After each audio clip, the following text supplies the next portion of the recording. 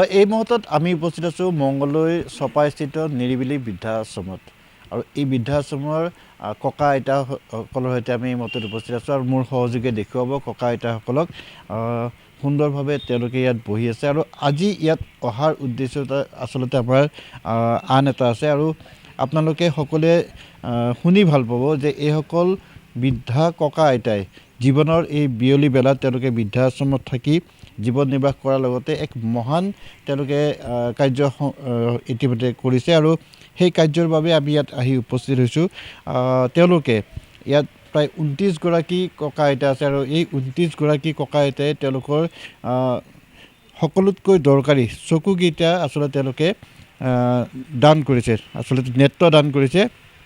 সেই নেত্ৰদান কৰাৰ পিছতে আমি এই ককা আইতাসকলক ধন্যবাদ জনাবৰ কাৰণে আচলতে এই বৃদ্ধাবাসত আমি উপস্থিত হৈছিলোঁ আৰু এই বৃদ্ধাবাসটোৰ সঞ্চালক বিনয় কুমাৰ শৰ্মা ডাঙৰীয়া আমাৰ সৈতে আছে। আমি তেখেতৰ সৈতে কথা পাতিম। ককা আইতাসকলে আচলতে যথেষ্ট মহান কাম কৰিছে, যিটো সাধাৰণ লোকে নকৰে, কিন্তু আপোনাৰ নেতৃত্বত প্ৰায় 29গৰাকী ককা আইতা আছে আৰু সকলোৱে নেত্ৰদান কৰিছে। এক মহান কাম, কি ক'ব? খুব আনন্দিত। মই ভাবোঁ নেত্ৰদান মহান দান। আমি আচলতে এইটো যাতে এটা সজাগতা হওক, ৰাইজৰ মাজত বিয়পি যাওক, সকলোৱে নেত্ৰদান কৰক। পৃথিৱীত যিসকলে পোহৰ দেখা নাই, আমি তেওঁলোকক যাতে পোহৰৰ দেখাৰ ব্যৱস্থা কৰিব পাৰোঁ, তাৰে আমাৰ এক প্ৰয়াস। ইতিমধ্যে আজি প্ৰায় 1 বছৰ আগতে আমাৰ এজন ককাও ঢুকাইছিলে, ভদ্ৰেশ্বৰ বড়ো ককা। তেওঁৰ চকুযোৰো আমি দান দিছিলোঁ আৰু এই গোটেই প্ৰক্ৰিয়াটোত আমাৰ DLSA দৰং আমাক বহুতখিনি অনুপ্ৰাণিত কৰিছে আৰু এইখিনিতে উল্লেখ কৰিব লাগিব যে আমাৰ নিৰিবিলি বৃদ্ধাবাসৰ লগত জড়িত প্ৰত্যেকটো সুখে দুখে আমাৰ লগত সমভাগী হোৱা আমাৰ বিধায়ক মহোদয় বসন্ত দাস মহোদয় আমাক আহি ক'লে যে আপোনালোকে দিব পাৰিলে ভাল, চিন্তা চৰ্চা কৰক আৰু সকলোৰে সহমতত আমি নেত্ৰদান কৰিছোঁ। আমাৰ আৱাসিক টোটেল 38গৰাকী আছে, কিন্তু বিশেষ অসুবিধাৰ কাৰণে প্ৰথম পৰ্যায়ত দিয়া হোৱা নাই। এতিয়া আমি 29গৰাকী ককা আইতাই আমি নেত্ৰদান কৰিছোঁ। খুব আনন্দিত, খুব ভাল লাগিছে। যিহেতু নেত্ৰদানটো এটা চিন্তা কৰিবলগীয়া বিষয়, আপোনাৰ এই ককা আইতাসকলে কিবা আপত্তি কৰিছিল নে কিবা জোৰ কৰিবলগীয়া হৈছিল নে তেওঁলোকে নিজে চইছে এই কামটো কৰিছে? এই কথাখিনি আচলতে DLSA আমাৰ এটা চকু চিকিৎসা শিবিৰ এটা অনুষ্ঠিত কৰিছিলে। সেইদিনাখনেই আলোচনা হৈছিলে যে নেত্ৰদান কৰিলে খুব ভাল। আমি তেতিয়াই অনুপ্ৰাণিত হৈছিলোঁ আৰু মাজে মাজে আমি এই বিষয়ে ককা আইতাসকলৰ লগত আলোচনা কৰোঁ। কিন্তু এনেকুৱা এটা পৰ্যায় আহিলে যে তেওঁলোকে চাই ক'লে যে মোৰ মৃত্যুৰ পিছত চকু যদিতো জুইত পুৰিহে দিব বা পুতি থ'ব, গতিকে আমি আমাৰ চকুজুৰি আমি জীয়াই থাকোঁতে দান কৰোঁ, যাতে মৃত্যুৰ পিছত সেই চকুজুৰি কোনোবা অন্ধ লোকে পায়।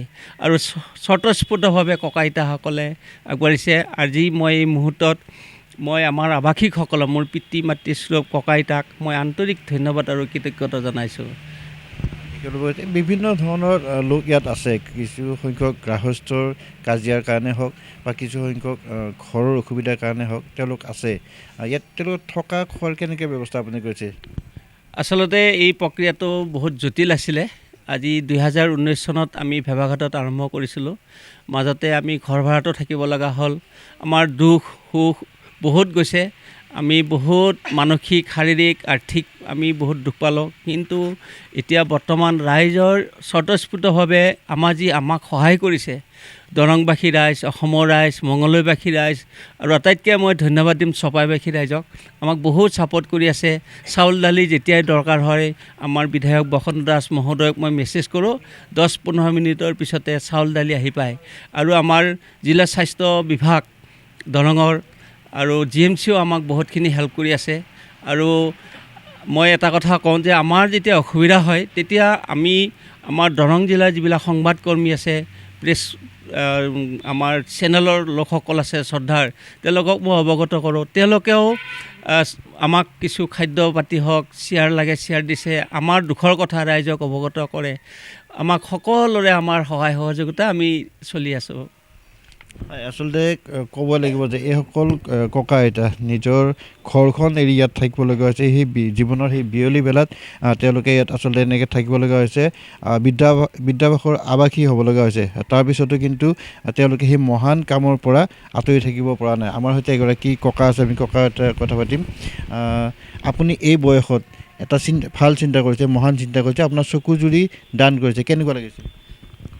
আমাৰ এই নিৰিবিলি বৃদ্ধাশ্ৰমৰ জৰিয়তে আমি এই চকু দুটি দান কৰিছোঁ।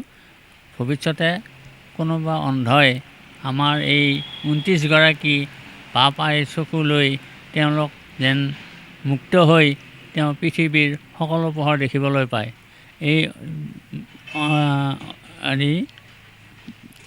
এই দানটো এটি মহান দান।